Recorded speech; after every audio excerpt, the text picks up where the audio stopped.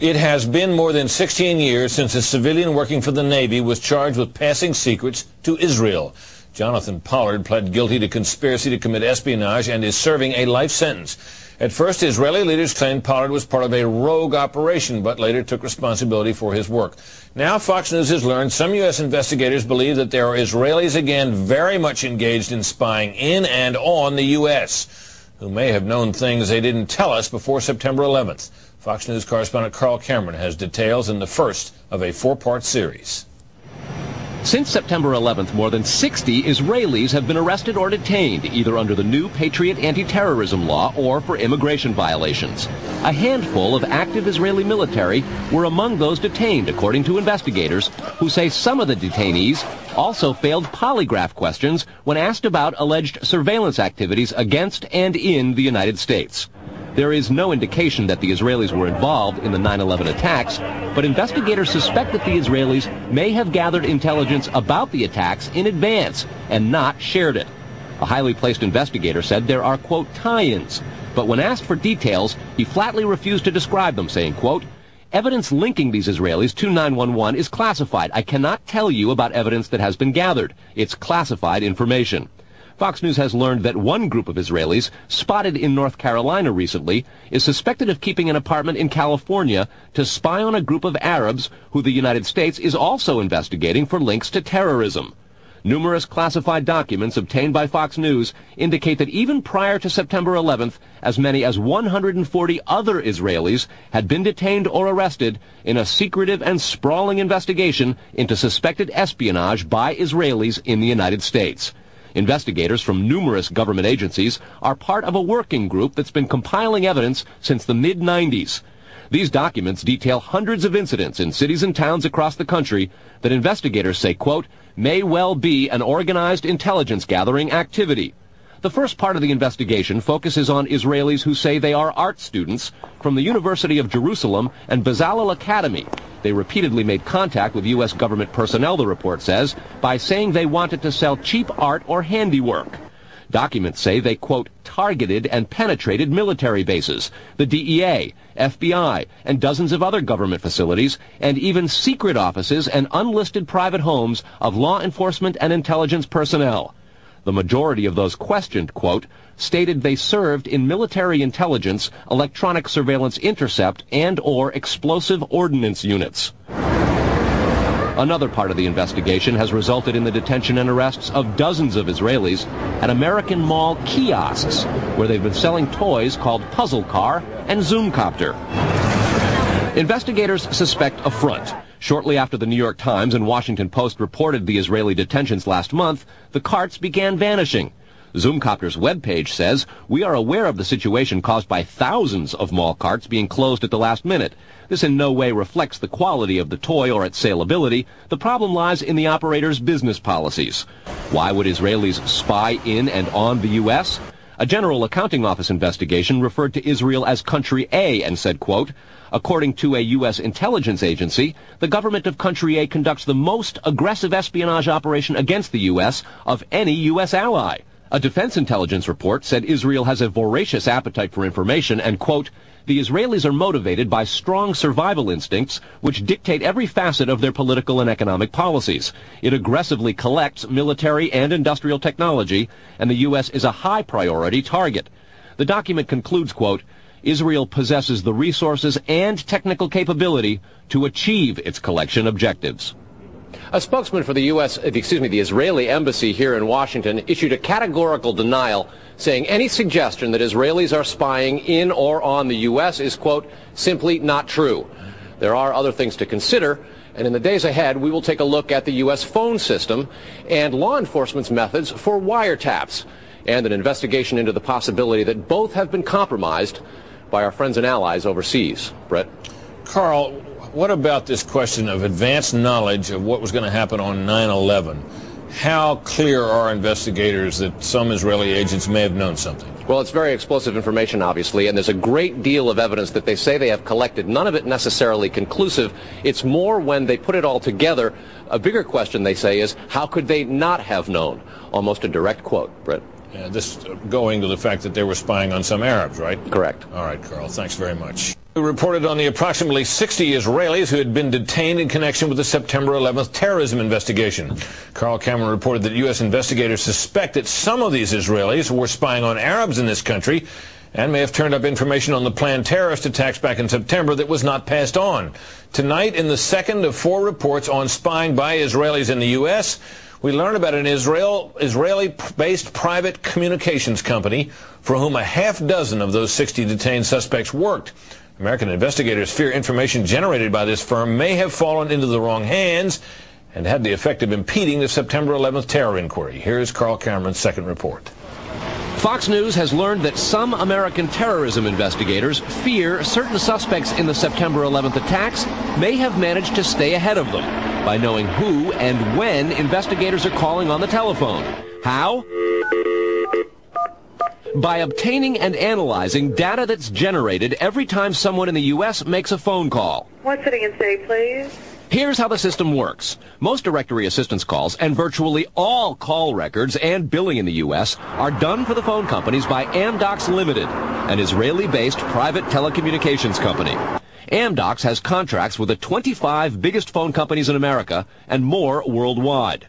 The White House and other secure government phone lines are protected, but it is virtually impossible to make a call on normal phones without generating an Amdocs record of it. In recent years, the FBI and other government agencies have investigated Amdocs more than once. The firm has repeatedly and adamantly denied any security breaches or wrongdoing. But sources tell Fox News that in 1999, the super-secret National Security Agency, headquartered in northern Maryland, issued what's called a top-secret, sensitive, compartmentalized information report, TSSCI, warning that records of calls in the United States were getting into foreign hands, in Israel in particular. Investigators do not believe calls are being listened to, but the data about who's calling whom and when is plenty valuable in itself. An internal Amdocs memo to senior company executives suggests just how Amdocs generated call records could be used. Quote, widespread data mining techniques and algorithms, combining both the properties of the customer, like credit rating, and properties of the specific behavior such as whom the customers are calling. The Amdocs memo says the system should be used to prevent phone fraud, but U.S. counterintelligence analysts say it could also be used to spy through the phone system. Fox News has learned that the NSA has held numerous classified conferences to warn the FBI and CIA how Amdocs records could be used. At one NSA briefing, a diagram by the Argonne National Lab was used to show that if the phone records are not secure, major security breaches are possible. Another briefing document said, quote, it has become increasingly apparent that systems and networks are vulnerable. Such crimes always involve unauthorized persons or persons who exceed their authorization, acting on exploitable vulnerabilities. Those vulnerabilities are growing because, according to another briefing, the U.S. relies too much on foreign companies like Amdocs for high-tech equipment and software. Quote, many factors have led to increased dependence on code developed overseas. We buy rather than train or develop solutions. U.S. intelligence does not believe the Israeli government is involved in a misuse of Amdocs information, and Amdocs insists that its data is secure. What U.S. government officials are worried about, however, is the possibility that Amdocs data could get into the wrong hands, particularly organized crime, and that would not be the first time that such a thing has happened. Fox News has documents of a 1997 drug trafficking case in Los Angeles in which telephone information, the types that Amdocs collects, was used to, quote, completely compromise the communications of the FBI, the Secret Service, the DEA, and the LAPD. And we'll have that and a lot more in the days ahead, Brett. Carl, I want to take you back to your report last night on those 60 people who were Israelis who were detained in the anti-terror investigation, and the suspicion that some investigators have that they may have picked up information on the 9/11 attacks ahead of time, not passed it on. There was a report, you'll recall, that the MOSSAD, the Israeli intelligence agency, did indeed send representatives to the U.S. to warn, just before 9/11, that a major terrorist attack was imminent. Why does that not, how does that leave room for the lack of a warning? Well, I remember the report, Britt. We did it first internationally right here on your show on the 14th. What investigators are saying is that that warning from the Mossad was nonspecific and general, and they believe that it may have had something to do with the desire to protect what are called sources and methods in the intelligence community. The suspicion being perhaps those sources and methods were taking place right here in the United States. The question came up in the Select Intelligence Committee on Capitol Hill today. They intend to look into what we reported last night, and specifically that possibility. Brett? So, in other words, the problem wasn't the lack of a warning. The problem was lack of useful details. Quantity of information. All right, Carl, thanks very much. Coming up next, Israeli-based company called Amdocs that generates the computerized records and billing data for nearly every phone call made in America. As Carl Cameron reported, U.S. investigators digging into the 9/11 terrorist attacks fear that suspects may have been tipped off to what they were doing by information leaking out of Amdocs. In tonight's report, we learned that the concern about phone security extends to another company founded in Israel that provides the technology that the U.S. government uses for electronic eavesdropping. Here is Carl Cameron's third report. The company is Comverse Infosys, a subsidiary of an Israeli-run private telecommunications firm with offices throughout the U.S. It provides wiretapping equipment for law enforcement. Here's how wiretapping works in the U.S. Every time you make a call, it passes through the nation's elaborate network of switchers and routers run by the phone companies. Custom computers and software made by companies like Comverse are tied into that network to intercept, record, and store the wiretapped calls, and at the same time transmit them to investigators. The manufacturers have continuing access to the computers so they can service them and keep them free of glitches. This process was authorized by the 1994 Communications Assistance for Law Enforcement Act, or CALEA. Senior government officials have now told Fox News that while CALEA made wiretapping easier, it has led to a system that is seriously vulnerable to compromise and may have undermined the whole wiretapping system. Indeed, Fox News has learned that Attorney General John Ashcroft and FBI Director Robert Mueller were both warned October 18th in a hand-delivered letter from 15 local, state, and federal law enforcement officials who complained that, quote, law enforcement's current electronic surveillance capabilities are less effective today than they were at the time CALEA was enacted. Comverse insists the equipment it installs is secure, but the complaint about this system is that the wiretap computer programs made by Comverse have in effect a back door through which wiretaps themselves can be intercepted by unauthorized parties. Adding to the suspicions is the fact that in Israel, Comverse works closely with the Israeli government and under special programs gets reimbursed for up to 50% of its research and development costs by the Israeli Ministry of Industry and Trade. But investigators within the DEA, INS, and FBI have all told Fox News that to pursue or even suggest Israeli spying through Comverse is considered career suicide. And sources say that while various FBI inquiries into Comverse have been conducted over the years, they've been halted before the actual equipment has ever been thoroughly tested for leaks. A 1999 FCC document indicates several government agencies expressed deep concerns that too many unauthorized, non-law enforcement personnel can access the wiretap system. And the FBI's own nondescript office in Chantilly, Virginia, that actually oversees the CALEA wiretapping program, is among the most agitated about the threat. But there is a bitter turf war internally at FBI. It is the FBI's office in Quantico, Virginia, that has jurisdiction over awarding contracts and buying intercept equipment. And for years, they've thrown much of the business to Comverse. A handful of former U.S. law enforcement officials involved in awarding Comverse government contracts over the years now work for the company. Numerous sources say some of those individuals were asked to leave government service under what knowledgeable sources call troublesome circumstances that remain under administrative review within the Justice Department. And what troubles investigators most, particularly in New York in the counterterrorism investigation of the World Trade Center attack, is that on a number of cases, suspects that they had sought to wiretap and surveil immediately changed their telecommunications processes. They started acting much differently as soon as those supposedly secret wiretaps went into place. Brett? Carl, is there any reason to suspect in this instance that the Israeli government is involved? No, there's not, but there are growing instincts and an awful lot of law enforcement officials in a variety of agencies who suspect that and have begun compiling evidence and a highly classified investigation into precisely that possibility. Brett? All right, Carl, thanks very much. On a long-standing government espionage investigation, federal officials this year have arrested or detained nearly 200 Israeli citizens suspected of belonging to a, quote, organized intelligence gathering operation. The Bush administration has deported most of those arrested after September 11th, although some are in custody under the new anti-terrorism law. Cameron also described an investigation into the possibility that an Israeli firm generated billing data that could be used for intelligence purposes, and described concerns that the federal government's own wiretapping system may be vulnerable. Tonight, in part 4 of the series, we'll learn about the improbable roots of the probe, a drug case that went bad 4 years ago in L.A. Los Angeles, 1997. A major local, state, and federal drug investigation sours. The suspects? Israeli organized crime, with operations in New York, Miami, Las Vegas, Canada, Israel, and Egypt.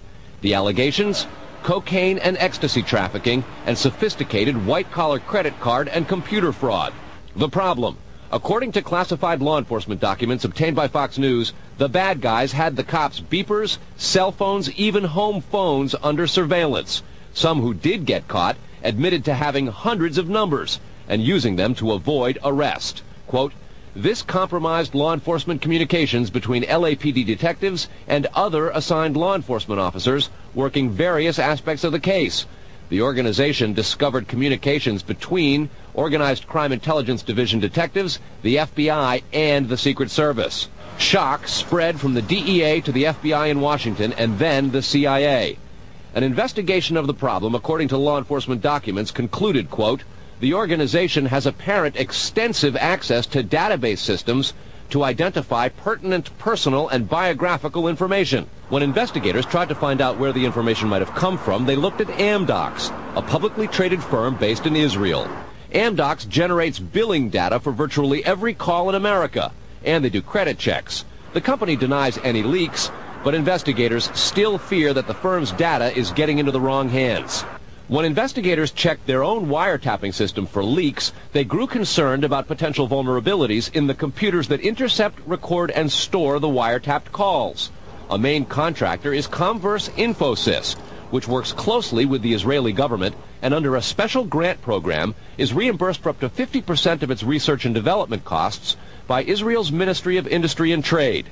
Asked this week about another sprawling investigation and the detention of 60 Israelis since September 11th, the Bush administration treated the questions like hot potatoes. I would just refer you to the Department of Justice with it. I'm not familiar with the report. I'm aware that some Israeli citizens have been detained. With respect to why they are being detained and the other aspects of your question, whether it's because they are in intelligence services or what they were doing, I will defer to the Department of Justice and the FBI to answer that. Beyond the 60 apprehended or detained and many deported since September 11th, another group of 140 Israeli individuals have been arrested and detained in this year in what government documents describe as, quote, an organized intelligence gathering operation designed to, quote, penetrate government facilities. Most of those individuals said they had served in the Israeli military, which is compulsory there, but they also had, most of them, intelligence expertise and either worked for Amdocs or other companies in Israel that specialize in wiretapping. Earlier this week, the Israeli embassy here in Washington denied any spying against or in the United States. Tony? Carl, we've heard the comments from Ari Fleischer and Colin Powell. What are officials saying behind the scenes? Well, there's real pandemonium described at both the FBI, the DEA, and the INS. A lot of these problems have been well known to some investigators, many of whom have contributed to the reporting on this story. And what they say is happening is supervisors and management are now going back and collecting much of the information because there's tremendous pressure from top levels of all of those agencies to find out exactly what's going on. At the DEA and the FBI already, a variety of administrative reviews are underway, in addition to the investigation of the phenomenon. They want to find out how it is that all this has come out, as well as be very careful because of the explosive nature and very political ramifications of the story itself. Tony? All right, Carl, thanks.